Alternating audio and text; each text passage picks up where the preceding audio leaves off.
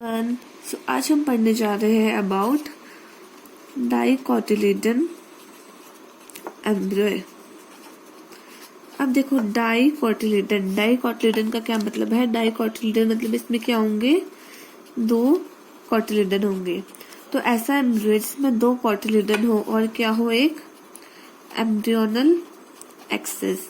अब question is what is embryonal axis. Okay, so embryonal axis the axis, okay, जिसके क्या हो, जिसके ऊपर वाले भाग में तो क्या हो, शूट,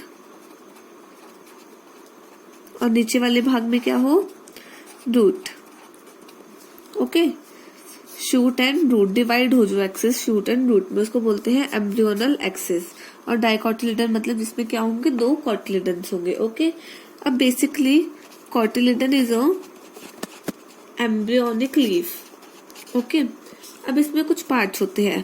फर्स्ट इज एपिकोटाइल।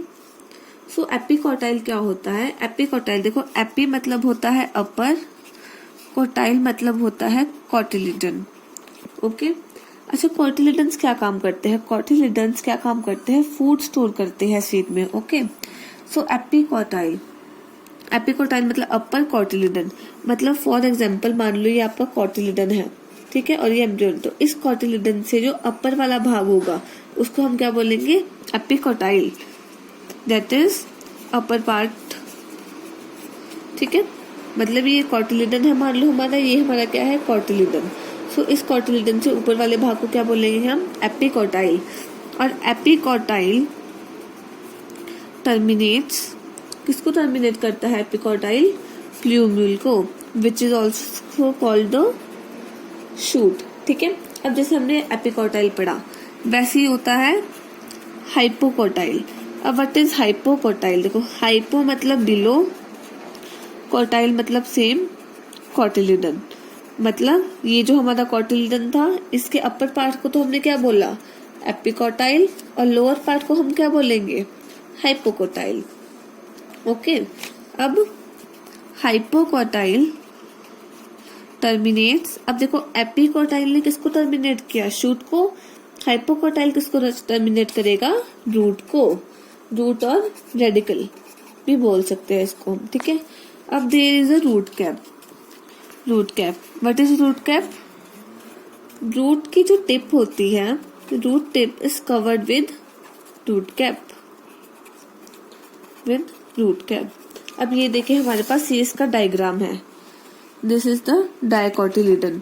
सो ये क्या है, ये दो कोटिलेडन्स है, ये देखिए हमारे पास epicotyl, hypocotyl, there is plumule, ये यहाँ पे एपिकोटाइल है, ये यहाँ पे क्या है, एपिकोटाइल। ओके, प्लूम्यूल के साथ epicotyl, hypocotyl, radicle and root cap, और ये दो cotyledons, this is called the dicotyledon embryo.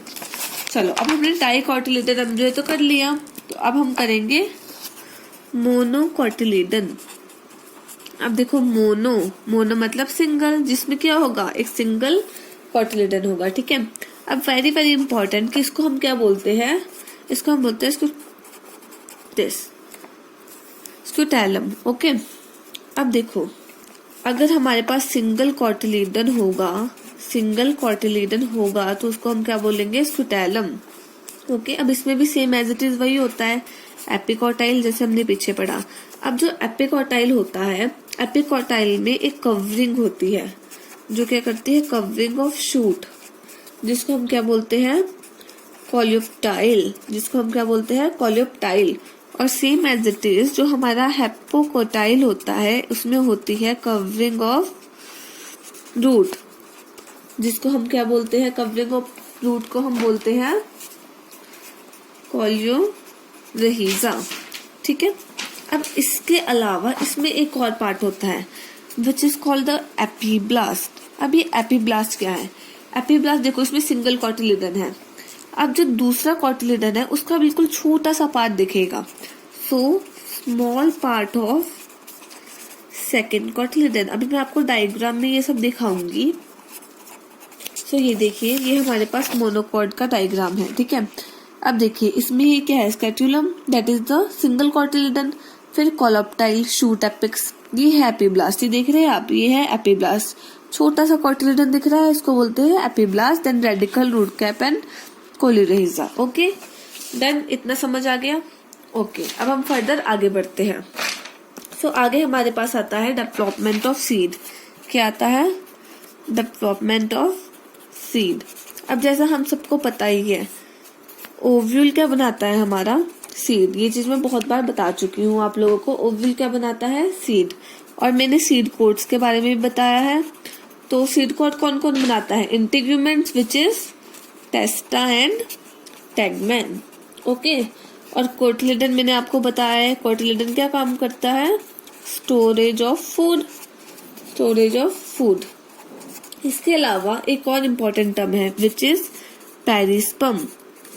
अब पेरिस्पर्म क्या होता है? पेरिस्पर्म होता है रेसिडुअल न्यूसेलस। मतलब जब किसी भी सीड में रेसिडुअल न्यूसेलस मतलब न्यूसेलस बच जाता है किसी भी सीड में, तो वो क्या बोलते हैं उसको? पेरिस्पर्म। फॉर एग्जाम्पल पेरिस्पर्म किसमें पाया जाता है? ब्लैक पेपर में, काली मिर्च आपने सुनी होगी, कॉफी में। ओके इतना क्लियर? ओके अब आगे बढ़ते हैं। और फर्दर आगे आता है advantages of seed. Advantages of seed. ठीक है तो देखो सीड में क्या होता है? एंडोस्पर्म होता है, कोटिलिडन्स होते हैं जो किस लिए यूज होते हैं? फूड स्टोरेज के लिए। किस लिए यूज होते हैं? फूड स्टोरेज के लिए। ओके अब इससे क्या होगा? सीड से क्या होगी? वेरिएशंस आएगी। वेरिएशंस आएगी, फोटोसिंथेसिस कर सकता है, केपेबल ऑफ फोटोसिंथेसिस। एंड एक और important term, it undergo dormancy. What is dormancy? Dormancy means is a state of inactivity.